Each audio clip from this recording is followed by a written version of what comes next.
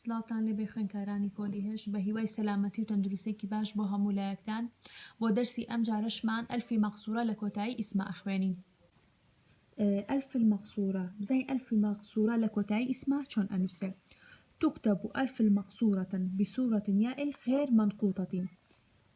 واتب بالشوية كنقطي لجرة نبت بوشوي أنوسين في آخر اسم الثلاثي إذا كان أصلها يعني أم اسم كمان كان بدو بشو بزاني أم اسم ثلاثي ياخد غير ثلاثية. يعرف الأصل الألفي بتحويل اسم مفرد إلى مثنى أو بتحويل الجمع إلى مفرد. واتا أجر اسم كمان سيب حرفي بو واتا لسي حرف بيكاتبو أجر اسمك لسي حرف بيكاتبو يبزانين آية أم اسم أصلك يا أجر مفرد بو أيكين با مثنى أجر اسمك جمع بو أيكين با مفرد بو يبزانين أصلك يا أجر اسم كمان لسي حرف زياتر واتا 4 حرفي 5 حرفي 6 حرفي بو أبين لبيش يا نهاذي إما أو كاتا أتوانين الفكا با مقصوري بينوسين إيسا لنمونا كان زياتر يعني توضيحها ببوتان وأزانا شون يعني نسراوية أكل فتى فتان أما لسان حرف بيقاتو 1 2 3 لا سي حرف بيقاتو بألفي مقصورة نسراو بو أي بزين أصلكية أبي بيكين بمثنى فتى فتان أبيني أصلكي ياء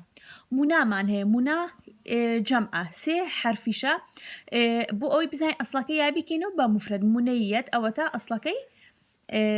ياء بلان بو أواني كبو 4 حرفي 5 حرفي 6 حرفي أبيني لبيش أها ألف مقصورة كو يا مان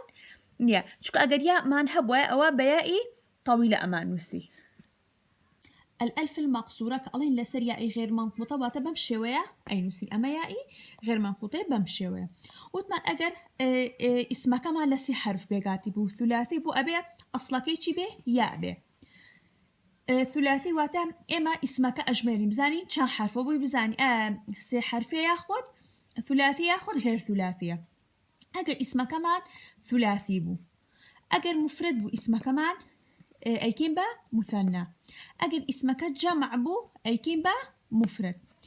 ها سأوكو أم دون منيش هالجاري كبوتان ألمو بوي باش اللي تبين فتاها 1 2 3 أما مفردة ويبزين أصلكيها كردو ما نبا مثنى ألفون المامبو زيكرو فتيان أبينين أصلكيشيا ياء منا معناها منا جمعة أبي أجا جمع بو اسمك بيكين به مفردها 1 2 3 لسي حرف بيقاتو